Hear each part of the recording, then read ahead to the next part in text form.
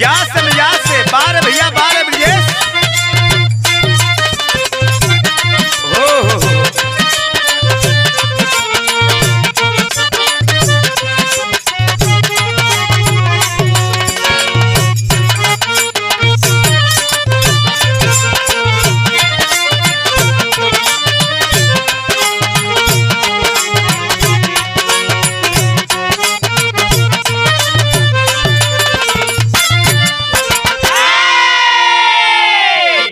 अच्छा बाबूजी, हम भोजपुरी बिरहा गायक राम आशीष यादव एंड पार्टी आप सब भैया लोग के बीच में एक बहुत ही बड़ी दुखद घटना लेकर के प्रस्तुत हैं, जो आज सोशल मीडिया पे बड़ा तेजी से जारी हो रहा है, प्रकाशित हो रहा है। एक पश्चिमी बंगाल की डॉक्टर बेटी के साथ बलात्कार के बाद जघन्य अपराध किया जाता है, जिससे मेरा देश ही नहीं पूरा ये मेरा विश्व शर्मसार है। ये बिरहा आप सब भैया लोग आरपी म्यूजिकल इंटरटेनमेंट के माध्यम से सुनेंगे और देखेंगे। आज ये रिकॉर्डिंग बाबा किनाराम स्टूडियो चहनिया चंदौली के अंदर हो रही है। मास्टर साहब आइए, भूमिका संकेत है।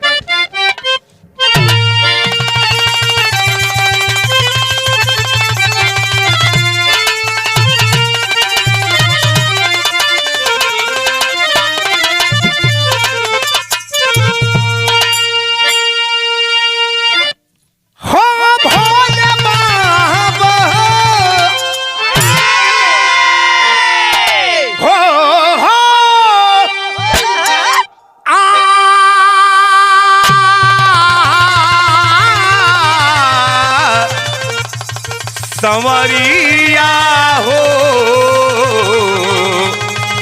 भोले बाबा जोगिया राम।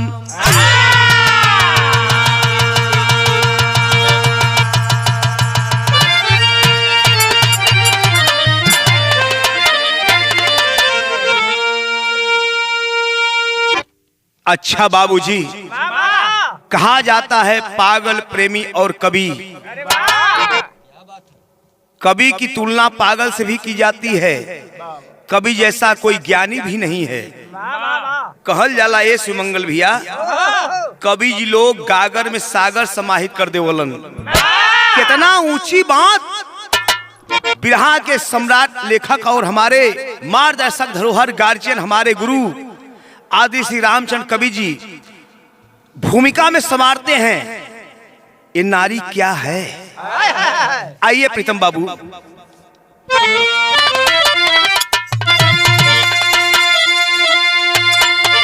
पूजा गया है जहां नारियों को, मनुज ही नहीं देवताओं ने पूजा।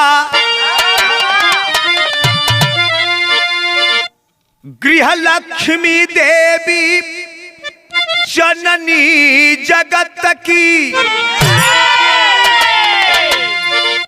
कहे शास्त्र यश गान सदियों से गूंजा। उसी देश में आज क्या हो रहा है? शर्म को शर्म कह दे मैं खुद आ रही है, मगर शर्म उन पापियों को नहीं है। भले गर्त में जिंदगी जा रही है।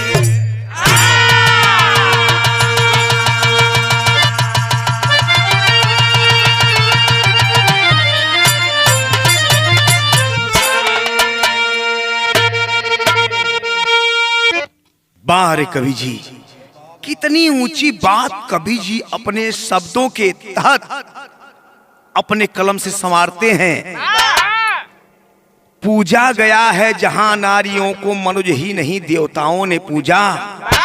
गया लक्ष्मी देवी जननी जगत की, कहे शास्त्र यश गान सदियों से गूंजा। ओ धरती है जिस धरती पे ये मानव ही नहीं मनुष्य ही नहीं, जिस धरती पे नारी की पूजा स्वयं भगवान ने भी किया था, लेकिन आज ये भारत भूमि उसी देश में आज क्या हो रहा है। शर्म को शर्म कहने में खुद आ रही है, मगर शर्म उन पापियों को नहीं है। अरे भले कर्तव्य जिंदगी जा रही है। कवि जी लिखत हुवन कि हमें भी शर्म लगत हो वो पापी के पापी कहे में। बिरहा के अंतर्गत कवि जी बड़ा सुंदर कव्वाली का संकेत करत हुवन। कैसे मास्टर?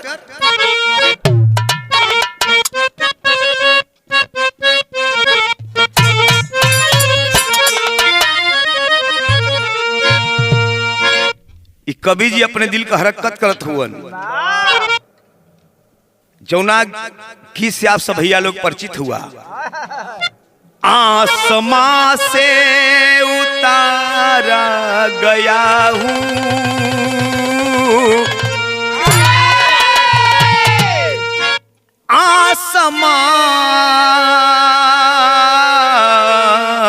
आसमां से, आसमां से उतारा गया हूँ, जिंदगी दे के मारा गया हूँ। आसमां से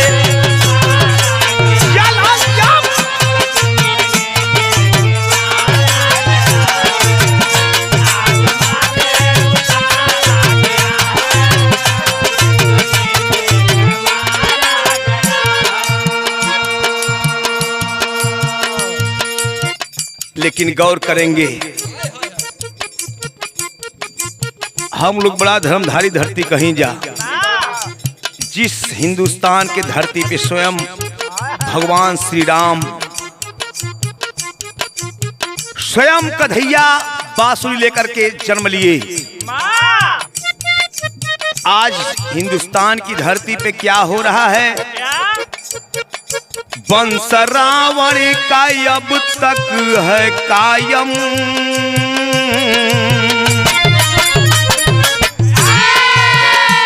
वंश रावण का अब तक है कायम। कैसे सीता सुरक्षित रहेगी?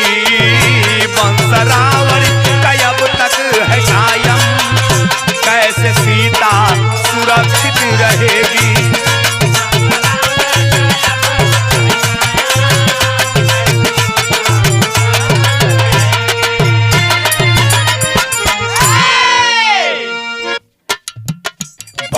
रावण का अब तक है कायम, कैसे सीता सुरक्षित रहेगी? आज कल युग में लाखों दुशासन,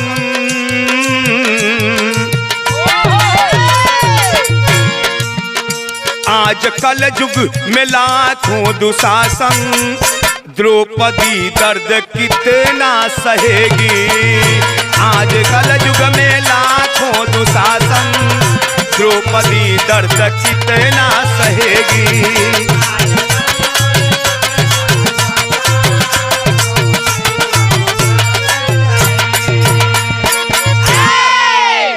कितना बढ़िया बात कवि जी लिखलन। त्रेता युग से द्वापर युग का बात बता देहलन, लेकिन नजम में भाव लगत है प्रीतम बाबू। कैसे?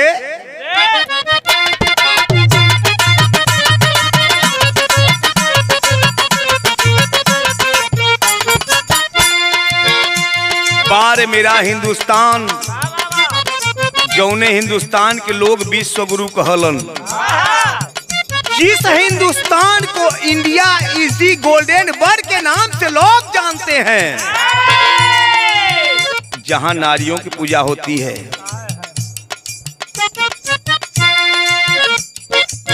सभी झूठा दावा है आज इन सरकारों का, सभी झूठा दावा है आज इन सरकारों का, दर्द है दिल में आज निर्भया हजारों का। कानून का ऐलान केवल कागजाती है, कानून का ऐलान केवल कागजाती है, दरिंदगी की खबर हर रोज नई आती है। सरकार क्यों नहीं फांसी का सजा देती है, सरकार क्यों नहीं फांसी की सजा देती है, देश में दानवता की हर तरफ ही खेती है। कलकत्ता की खबर से देश शर्मसार हुआ, कलकत्ता की खबर से देश शर्मसार हुआ, बेटियों को लेकर चिंतित लाखों परिवार हुआ। 8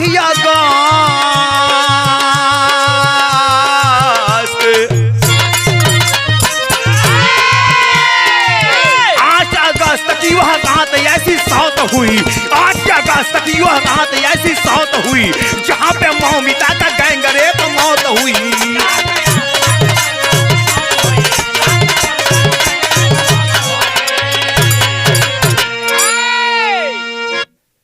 डॉक्टर बनने की सपना लेकर के वह लड़की जीव विज्ञान में शिक्षा प्राप्त की और पर्यावरण विज्ञान में पीएचडी मास्टर डिग्री प्राप्त की। लड़की फेफड़ों की बीमारी में महारत हासिल करना चाहती थी। मौमिता आरजी कर कॉलेज प्रशिक्षण 2 साल की छात्रा थी। ए भैया हो, जा करके आरजी मेडिकल कॉलेज में एडमिशन लेती है। हुआ क्या, विदेशिया में संकेत हो।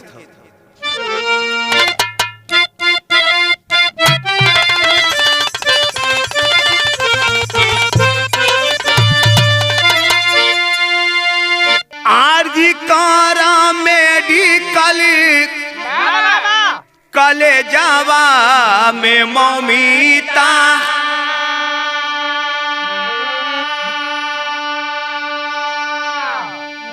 पढ़त रहली रहल दूसरा सा।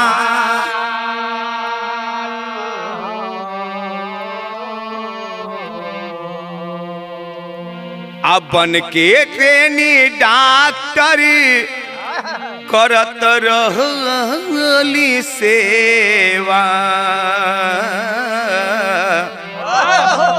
प्रतिभा कर रहली मिसा हो।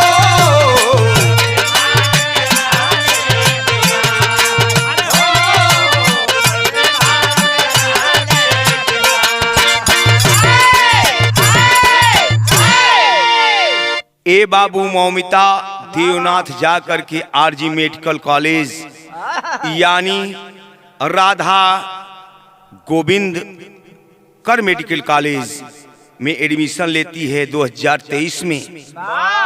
एडमिशन कराने के बाद वो कलकत्ता का बहुत बड़ा मेडिकल कॉलेज है, जहां शिक्षा के साथ साथ प्रैक्टिकल भी कराया जाता था। वो लड़की ट्रेनिंग करती है, समय धीरे धीरे बीतता जाता है बाबूजी। उस विद्यालय का प्रिंसिपल कौन था? संदीप घोष। बड़ा ही क्रूर मिजाजी और चरित्रहीन भी था, ऐसा लोग बताते हैं। ए बाबू, कुछ वो मेडिकल कॉलेज का खुफिया राज वो लड़की मौमिता देवनाथ जान चुकी थी। अजबी बतिया सुनलन है। संदीप देवनाथ बुला करके उस लड़की को कहते हैं, अरे लड़की सुन, क्या अपने आप को समझती है बहुत बड़ा स्मार्ट अपने आप को मानती हो? तो ये तुम्हारी गलतफहमी है। ये मान लो, ये जान लो, हम संदीप घोष हैं, प्रिंसिपल हैं। जो हम चाहेंगे वही होगा।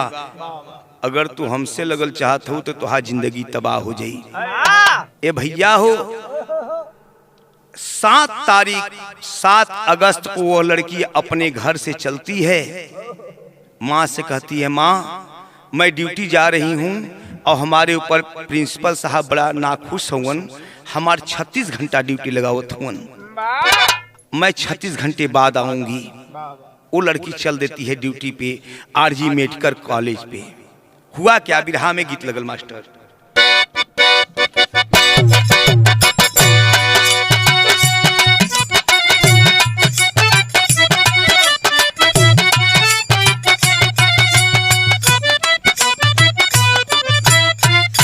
यह गीत बा आज हम पहिला मिलनवा, मिलन सजनी के साजनवा।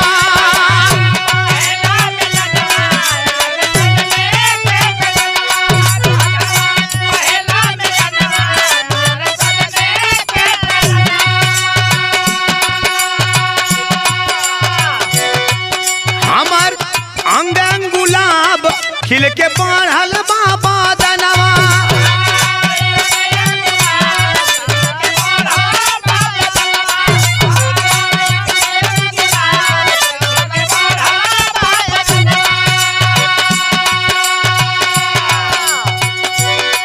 आज हम पहिला मिलनवा, मिलन सजनी के सजनवा।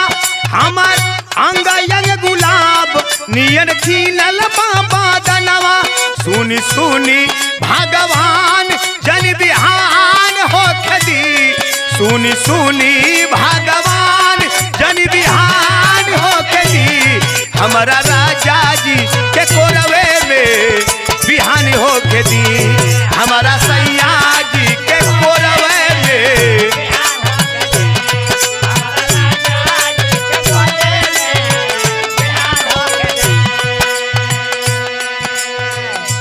ए बाबू ई त गीत है। वो लड़की मौमिता देवनाथ अपने घर से अपनी माँ से बोलकर चलती है, माँ मैं जा रही हूँ ड्यूटी पे और 36 घंटे बाद आऊंगी। दिल में तमन्ना है, इच्छा है, सपना सजाई हुई वह लड़की इच्छा लेकर के वह लड़की चली है, ड्यूटी पे लग जाती है। हुआ क्या, लक्ष्मीता का भारी गोल्ड मेडल का तैयारी।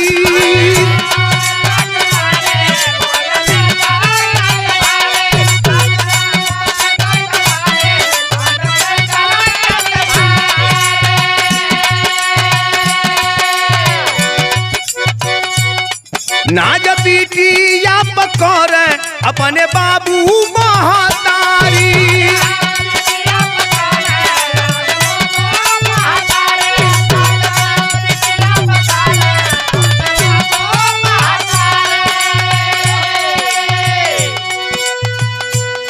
लक्ष्मीता का भारी गोल्ड मेडल का तैयारी।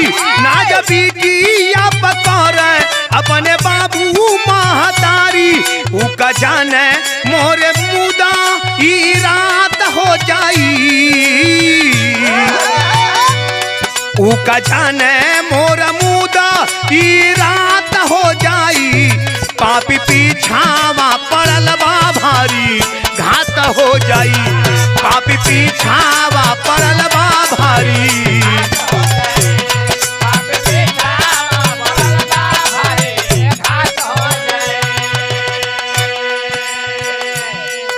ए बाबू 8 अगस्त को मौमिता देवनाथ 10:53 पे अपनी मम्मी से बात करती है, माँ मैं सकुशल हूँ, आप कैसी हो। माँ बोलती है, बेटी अभी पापा नहीं आए हैं, खाना बनाकर रख दी हूँ, पापा आएंगे तो साथ में बैठकर खाएंगे। देवनाथ डॉक्टर बोलती है कि माँ खाना खाकर सो जाओ, मैं भी व्यस्त हूँ, मरीजों से मिलने जा रही हूँ, उसके बाद सुबह बात करूंगी। ए भैया हो, वो लड़की डॉक्टर देवनाथ, डॉक्टर मौमिता जाकर के अपने मरीजों से मिलती है। मिलने के बाद आती है 2 बजे, अपने 4 मित्रों के साथ भोजन करती है, डिनर करती है। हुआ क्या,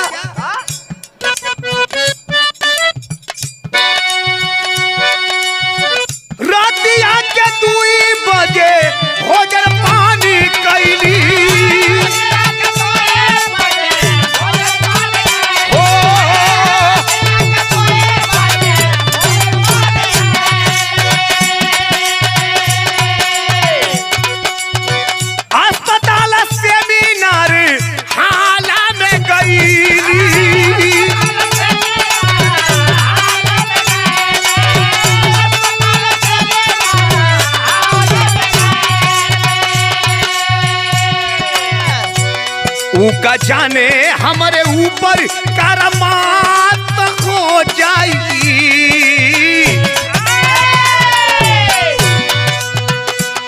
ऊका जाने हमारे ऊपर करामात हो जाई, पापी पीछावा पड़ल बा खाली घाट हो जाई।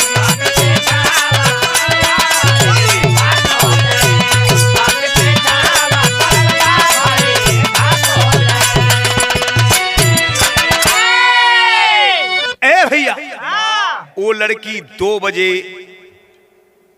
रात में अपने 4 मित्रों के साथ डिनर करती है और डिनर के समय जो 4 मित्र थे उसमें एक लेडीज डॉक्टर थी। कुछ बात के लेके झगड़ा भइल, कहा सुनी भइल और धमकी भी दिया गया। तू अपने आप को बहुत बड़ी डॉक्टर समझती है, तुम्हारी गलतफहमी है, भूल जा, बहुत बुरा परिणाम होगा। वो लड़की डिनर करने के बाद 4 फ्लोर पे सोने के लिए सेमिनार हॉल में जाती है। सेमिनार हॉल में जाकर के वो लड़की जैसे ही सोती है, इधर वही 4 डॉक्टर अपने स्टाफों में एक खबर दे देते हैं, ये सूचना, ये अफवाह उड़ा देते हैं कि कोई भी 4 फ्लोर पे नहीं जाएगा, 4थी मंजिला पे नहीं जाएगा, क्योंकि वो निर्माणाधीन कार्य चल रहा है। ये बाबू वो लड़की जाकर के सोई है, लेकिन हुआ क्या? बिरहा में गीत बदल गई मास्टर साहब।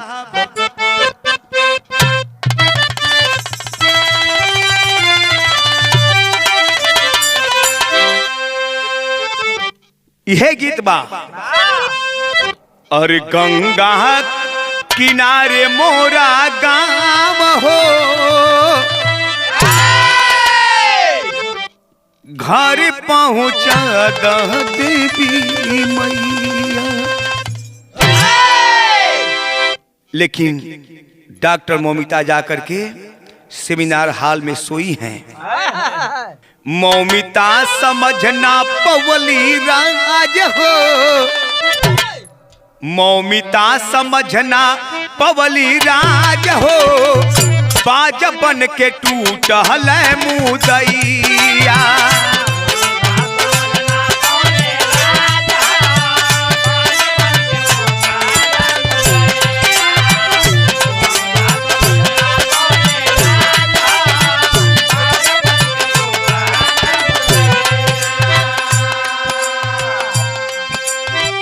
सीसी कैमरा के फोड़ल, सारा लाइट बत्ती तोड़ल,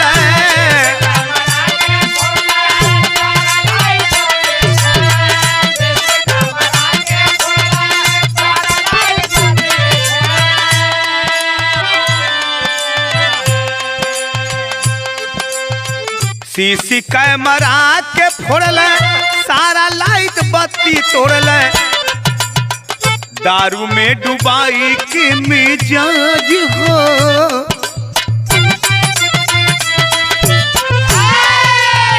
दारू में डुबाई के मिजाज हो, बाज बन के टूटल मुदैया।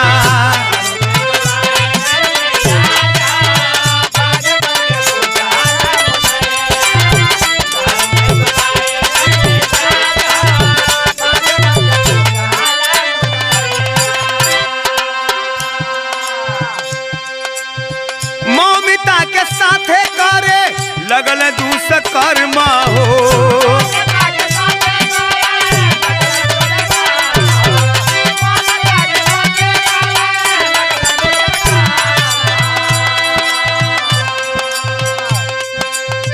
हद तक लड़ली पापी कईल अधर्म हो,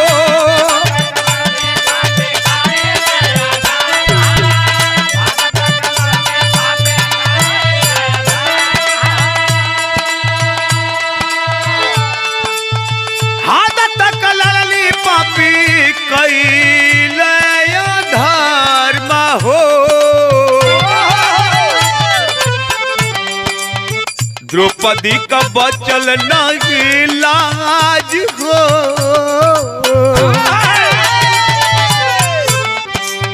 द्रौपदी का बचल नहीं लाज हो, बाज बन के टूटल मुदैया।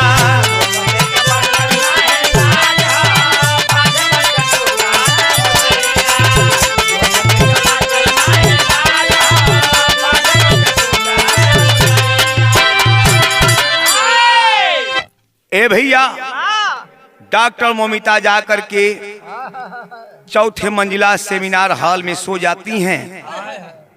एक व्यक्ति जिसका नाम बताया गया संजय राय, कलकत्ता का रहने वाला 33 वर्षीय, जो कलकत्ता पुलिस में नागरिक स्वयं सेवक के रूप में नियुक्त था, जहां 12,000 रुपया के पेमेंट मिले और साथ ही साथ मेडिकल कॉलेज में दलाली का कभी काम करे।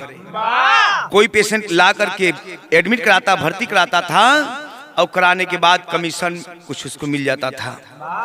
वो 8 तारीख रात में 9 बजे एक पेशेंट को लेकर के आया और एडमिट कराया, एक्सरे कराया, एडमिट कराया और कुछ कमीशन मिला तो ला करके अपने मित्र के साथ उसी मेडिकल कॉलेज के पीछे जाकर के दारू पीता है। और दारू पीने के बाद वह संजय राय अपने मित्र के साथ जैसे सोनागाछी, समझे तो, रेड लाइट एरिया में जाता है। वहां से फिर घूम करके वह लड़का संजय राय आता है और 4 बजे रात में फिर अपने मेडिकल कॉलेज के पीछे रास्ते से ऊपर सेमिनार हॉल में जाता है और जाकर दारू में एकदम मस्त है। गया, जब देखा मौमिता को देख करके अवाक रहा है, इतनी सुंदर, जनते हुआ शराब के बाद स्वभाव नरभक्षी बन गया, टूट पड़ा। वह लड़की जग करके बैठी और बोली कि अरे संजय, अरे जरा सोच, मैं डॉक्टर हूं, तू मेरा धर्म का भाई है, लेकिन दारू में मस्त हो। पकड़ करके यही मुंह के ले जाकर दीवार पे लड़ा देता है। वो लड़की बेहोश हो जाती है, लेकिन फिर भी नहीं छोड़ता है। बाबू, हुआ क्या? गीत बदल गई।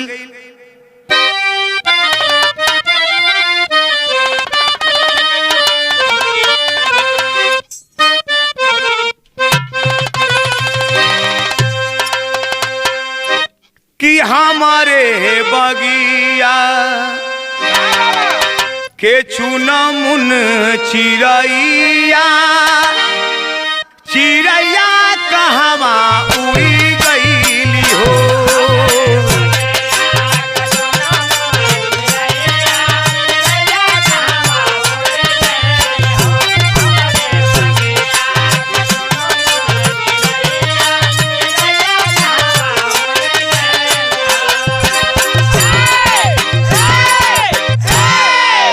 ए बाबू, वह लड़की डॉक्टर मौमिता हाथ जोड़ करके खड़ा हो जाती है। भैया, ऐसी कौन सी गलती मुझसे हुई है कि डूबी गईली, कि डूबी गईली धरमावा के नैया, कसैया मिल के नोचे लगल हो।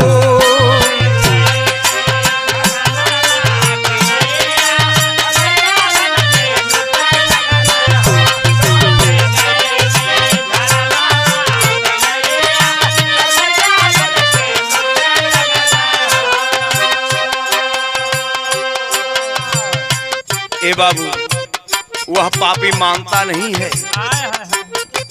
पकड़ करके मुंह दीवार में लड़ा देता है। उसके बाद क्या किया?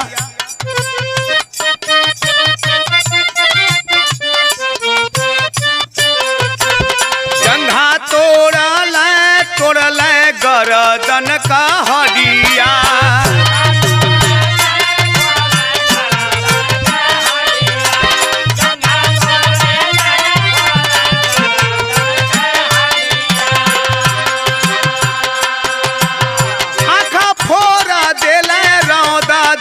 पूरी बडिया।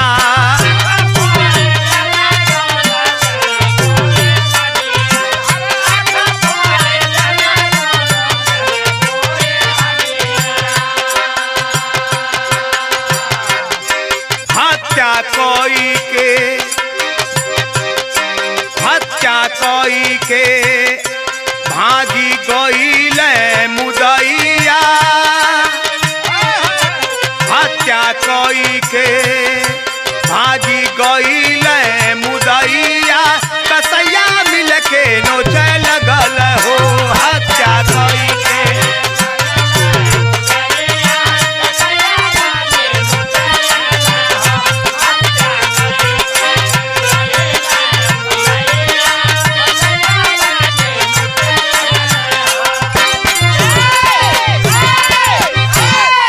ए बाबू पकड़ करके मुंह ले जा करके दीवार में लड़ाता है, जिससे गर्दन की हड्डी टूट जाती है।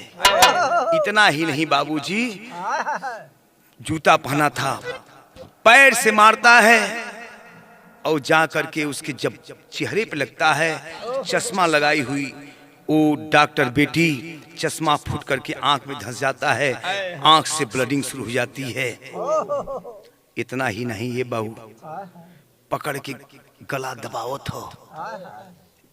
ये ऐसी घटना है, ऐसी घटना है बाबू, कहने में भी शर्म को भी शर्मा रही है।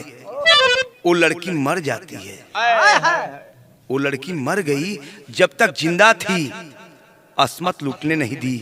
जब वो लड़की मर गई, ये हवस का पुजारी नरभक्षी राक्षस उसके ऊपर टूटा हुआ है, नशे में धूत है। लड़की जब मर जाती है, उसके बाद उसके साथ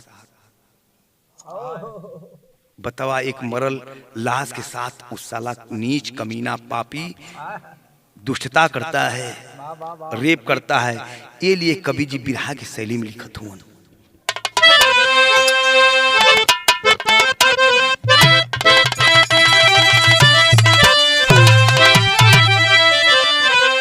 अरे मोरे राम की मानवता का जनाजा उठ गया, की मानवता का जनाजा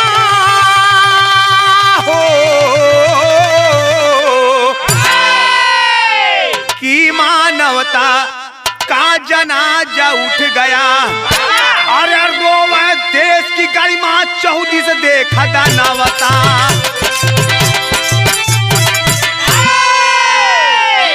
मानवता का जनाजा उठ गया, मानवता का जनाजा उठ गया। रोवे देश की गरिमा चौदी से देख दानवता। शर्म आ रही है। एक जमाना वो था बाबूजी त्रेतायुग। त्रेता में सीता को रावण हरा जब, अरे त्रेता में सीता को रावण हरा जब, हुआ नाश रावण का सबको पता है। कुरुक्षेत्र में लाखों योद्धा मरे थे, इज्जत से खेलवाड़ एक ही खता है। कलयुग में दर दर दुर्योधन दुशासन, अरे कलयुग में दर्दन दुर्योधन दुशासन, सहरई जंस है आज लाखों पंचाली सीता। शासन प्रशासन न कानून का भय, दरिंदों का वंशज खुले आम जीता। एक जमाना बाबूजी ओ रहा त्रेता युग में, माता सीता का हरण करके रावण ले जाके अशोक वाटिका में बैठोले रहल, नारी के साथ अत्याचार किया, उसका वंश निर्वंश हो गया। आज तक कलयुग में लाख रावण दुशासन दुर्योधन घूमत हुवन। ये लिए कवि जी के लिखे के पड़ल। उसी समय सुबह का समय है, यानी 9 तारीख, एक हॉस्पिटल का कर्मचारी ऊपर सेमिनार हॉल में जाता है, जाकर देखता क्या है, अबाक रह गया। नीचे आकर बताता है कि डॉक्टर मौमिता तो अर्धनग्न स्थिति में पड़ी हैं। जंगल के आग जैसा ही चर्चा होने लगल। सबसे पहले उस हॉस्पिटल के प्रिंसिपल को खबर दी जाती है, संदीप घोष को। जब संदीप घोष इस बात को सुना, 2 घंटे बाद आया, और जब आया तो पूरे हॉस्पिटल के स्टाफों को बुलाया और उसी सेमिनार हॉल में बैठक करवाया। 10:53 पे मौमिता के माता पिता के यहाँ पहला फोन जाता है और उसमें बताया जाता है कि सुनिए, आपके बेटिया का तबीयत बहुत ज्यादा खराब है। तुरंत थोड़ी देर बाद फोन जाता है और उसमें बताया जाता है कि आपकी बेटी आत्महत्या कर लेती है, कर ली है, आपकी बेटी आत्महत्या कर ली है। इतनी बात जब माई बाबू सुनलन है, अब आकर लगलन कि हमारी बिटिया भी रतिया के हमसे बतियौलस, इतना जल्दी मर कैसे गई, कहीं आत्महत्या कर लेलस। भागते हुए लोग गए। 3 घंटे तक माता पिता को लाश शव दिखाया नहीं गया। 3 घंटे के बाद उस सेमिनार हॉल के अंदर जब बाऊ पहुंचलन हो, बिटिया की स्थिति देखलन हो, अर्धनग्न में प्राइवेट पार्ट से ब्लड गिरा था, आंख से खून गिरा था, कान से खून गिरा था, तमाम शरीर पर घाव का निशान हो। बाऊ प्रिंसिपल के तरफ देखलन, शेखर रंजन देवनाथ जी कहलन कि अरे पापी नीच, अरे तुझे शर्म नहीं आती, बता रहा है कि हमारी बेटी आत्महत्या कर ली है। अरे जरा सोच, जिस कॉलेज का गार्जियन ऐसा हो वहां कौन अपनी बिटिया को भेजेगा। बिरहा में गीत लगा था मास्टर साहब,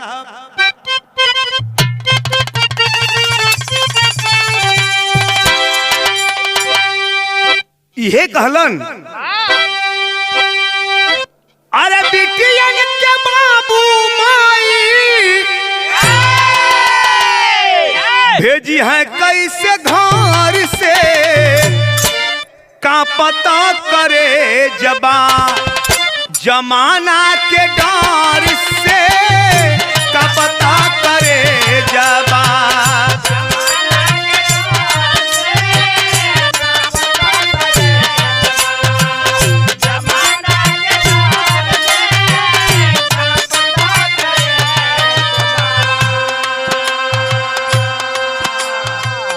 बाबू शेखर रंजन देवनाथ जी प्रिंसिपल साहब की तरफ, संदीप घोष की तरफ इशारा करते हैं कि अरे नीच कमीना, कौन माता पिता अपने बिटिया को, अपने बेटे को ऐसे विद्यालय में भेजेंगे। तब कैसे बचाए कोई,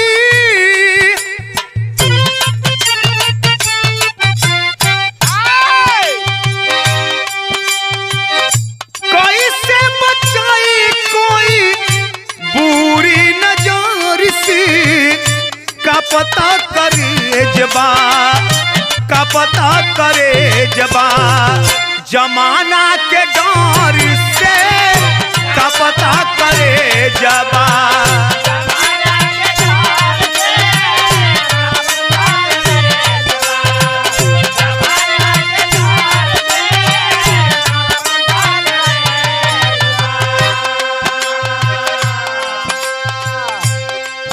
अब तो मुझे शर्म आ रही है।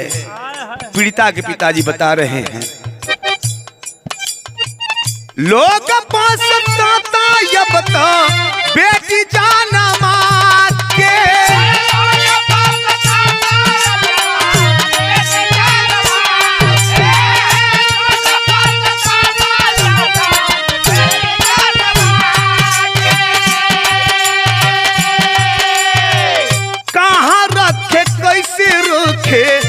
हाथी चोरा के,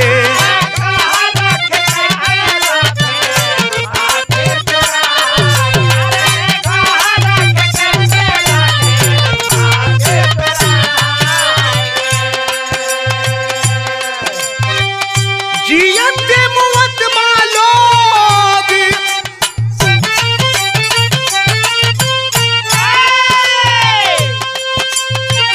जियत मुवत आज के जहार से, जियते मुवत बालोग आज के जहार से, का पता करे जबा जमाना के डर से,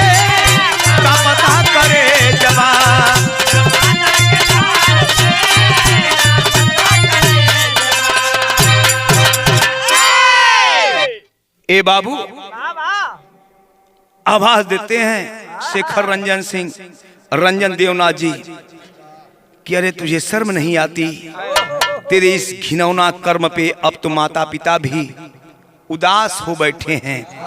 कौन इस मेडिकल कॉलेज में अपने बच्चे को भेजेगा? जब इतनी बात हुई, जब जनता में ये बात गई कि इस मेडिकल कॉलेज में गैंग रेप किया गया है, धीरे धीरे लोग बात बतावत हुन। वो मेडिकल कॉलेज का जो कलकत्ता का मशहूर मेडिकल कॉलेज आरजी कर मेडिकल कॉलेज था। एक और घटना सामने लोग बता रहे हैं। क्या गीत बदल गए मास्टर साहब? लोग की आवाज है, आसपास के लोग बता रहे हैं। ये पहली घटना नहीं है। क्या बतौलन मास्टर साहब?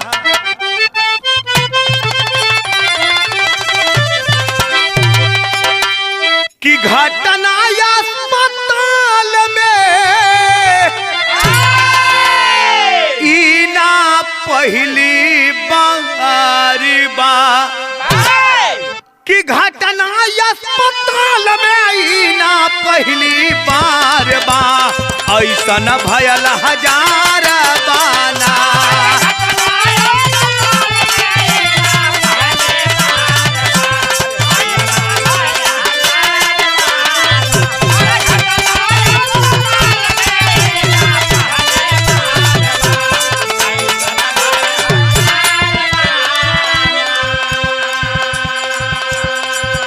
ए भैया, बाबू शेखर रंजन देवनाथ जी जब बाहर आयल हुन, लोग कहलन के अरे भैया हो तोहरे बिटिया के साथे नहीं, यहाँ बहुत जघन्य अपराध होला।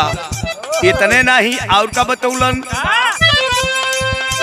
कि शासन पुलिस प्रशासन अंधा, कि शासन पुलिस प्रशासन अंधा, वहाँ चले सेक्स का धंधा।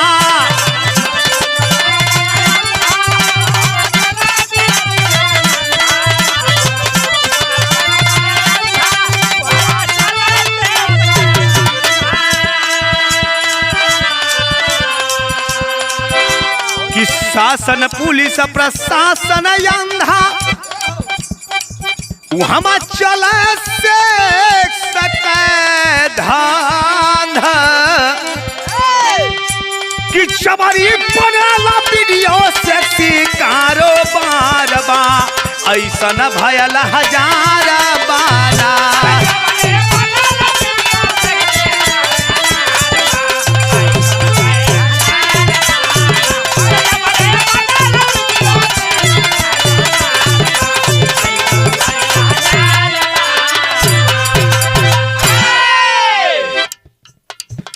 ए भैया, लोग बताओ थोन कि इतने नहीं, ये जो पापी नीच गद्दार जो इस मेडिकल कॉलेज का प्रिंसिपल है, ये अपने आप को माफिया समझता है और इस मेडिकल कॉलेज में माफिया राज चलाता है।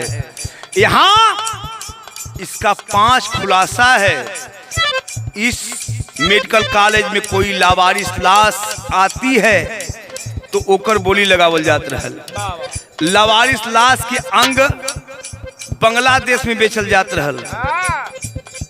घूस भी ले, लड़कन से कोनो के फेल करके ओसे कमीशन ले, तमाम ऐसा बात मिलल। लेकिन ये लड़की डॉक्टर मौमिता पोस्टमार्टम रिपोर्ट का बतौलस?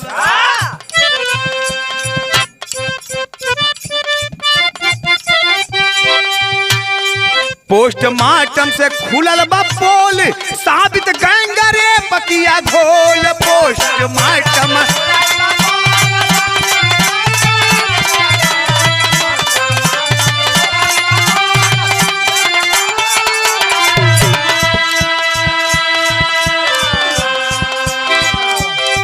तया वही संजय राय,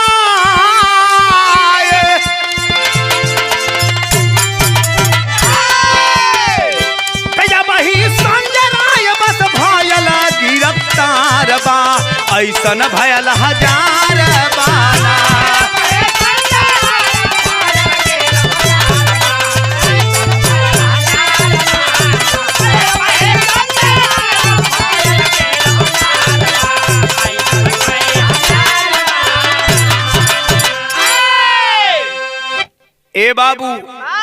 पोस्टमार्टम रिपोर्ट जब आई, उस लड़की के गर्दन की हड्डी टूटी है। और इतना ही नहीं बाबू, उस लड़की का जो बायां लेफ्ट पैर है 90 अंश के कोण पे घुमा हुआ है। जघन्य अपराध है। पापड़ में संकेत बा मास्टर।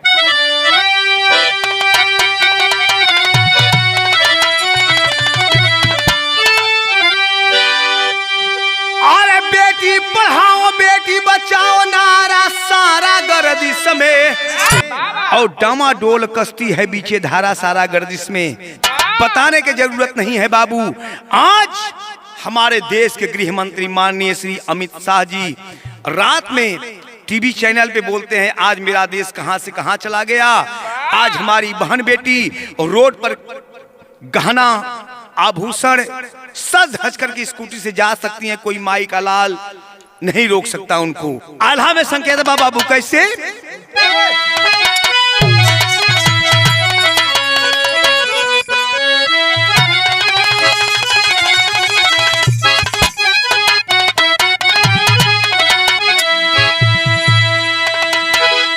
अरे मौमिता के मौत से हिलल बा पूरा देशवा भैया।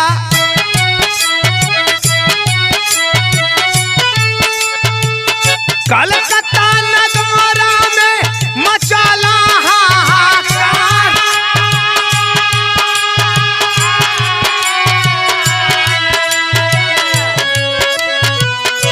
दिलवा में जागल जाना जाना के तो सवा बाबू।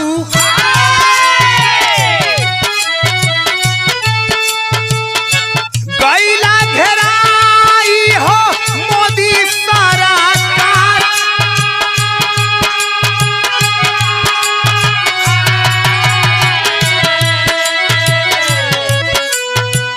सीसीटीवी कैमरा में सातिर पकड़ायल भैया।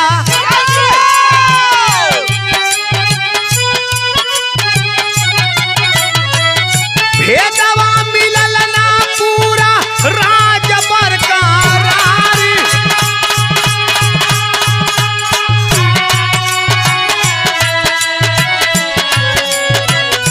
पुलिस हिरासत में संजय राय पपिया भैया।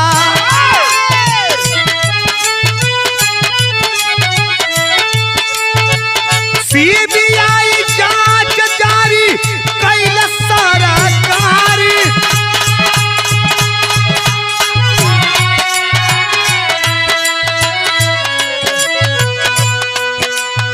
ए बाबू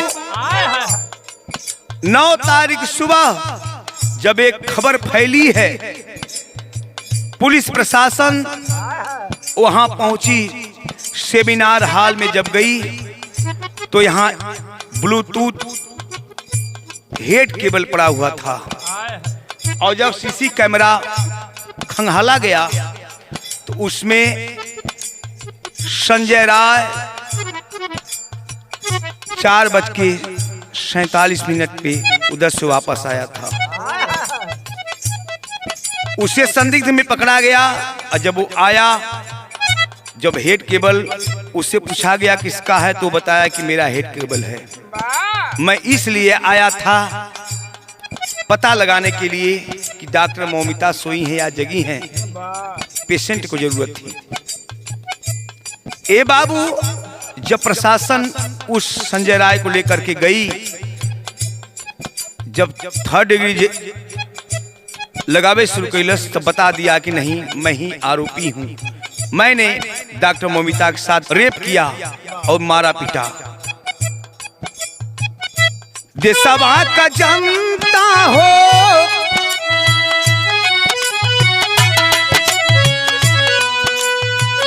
देशवा का जनता न्याय जो हतबा बाबू।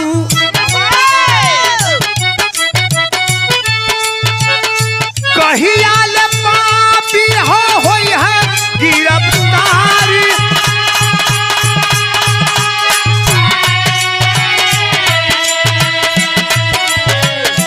कहियाल दहासत में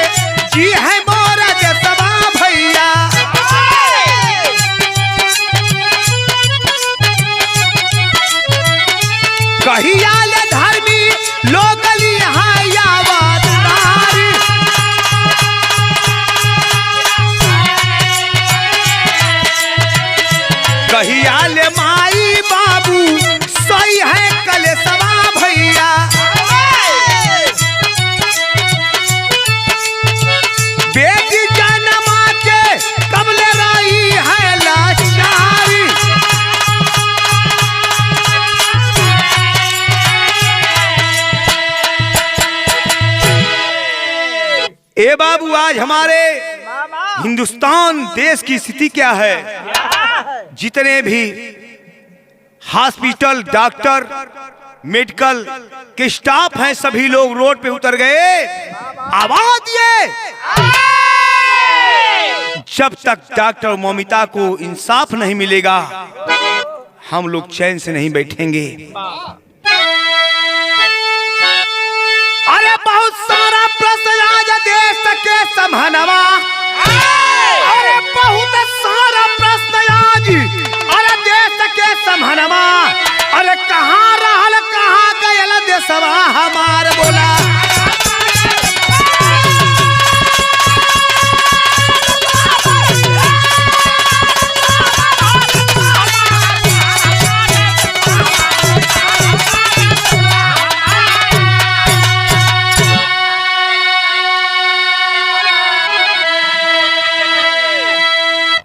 ए बाबू, दिल्ली में सभी डॉक्टर रोड पे कैंडल जला करके उस डॉक्टर बिटिया को श्रद्धांजलि समर्पित करते हैं और मांग रखते हैं कि उस बेटी के, उस डॉक्टर बिटिया के अपराधियों को सजा नहीं मिलती है तो अभी तक तो हम लोग कैंडल मार्च करते हैं। जा अभी कैंडल मार्च झांकी है, उन्होंने कहा कि अभी कैंडल मार्च झांकी है और न्याय नहीं तो आंदोलन बाकी है। हमारे दिल्ली के डॉक्टरों ने आवाज दिया। ये हमारे हिंदुस्तान में ही नहीं, विदेश में ही भी इस बात की चर्चा है, विदेश में भी इस बात की आलोचना डॉक्टर कर रहे हैं। लेकिन माई बाबू के सामने जब सीबीआई जांच के दौरान सीबीआई के अफसर लोग पहुंचे, माई बाबू की एक ही बात कहते, उनका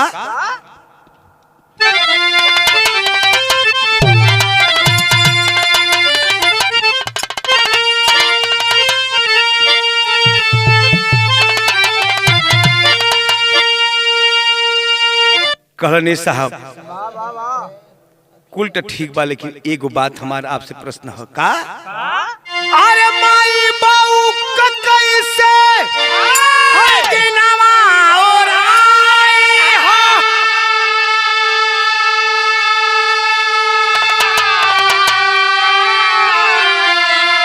अब पपिया बिगाड़ी आज, हाय पपिया बिगाड़े आज, और त्याल बुढ़ाई हो पपिया बिगाड़े आज।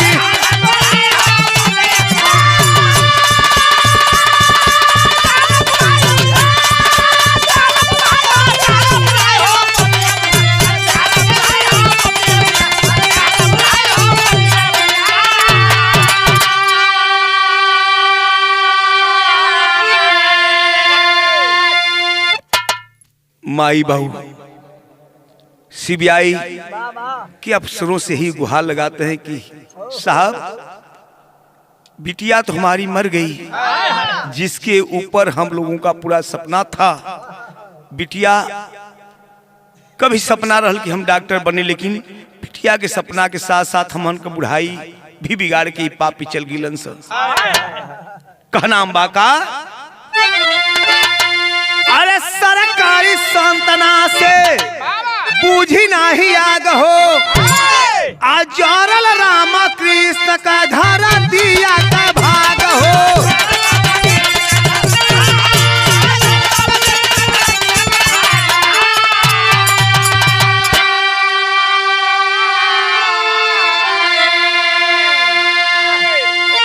अरे बिटिया का सुध नाही कबहू और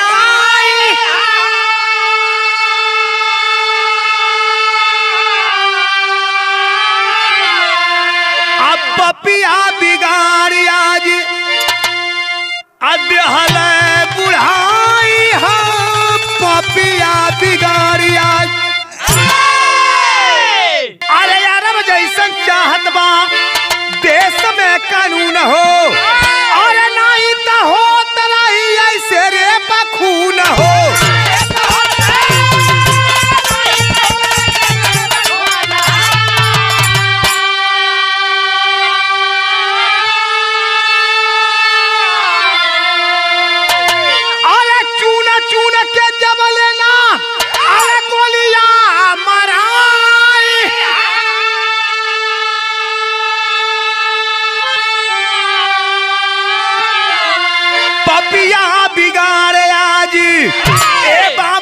पपिया बिगाड़े आई, अरे जाला बुहाई हाँ पपिया बिगाड़े।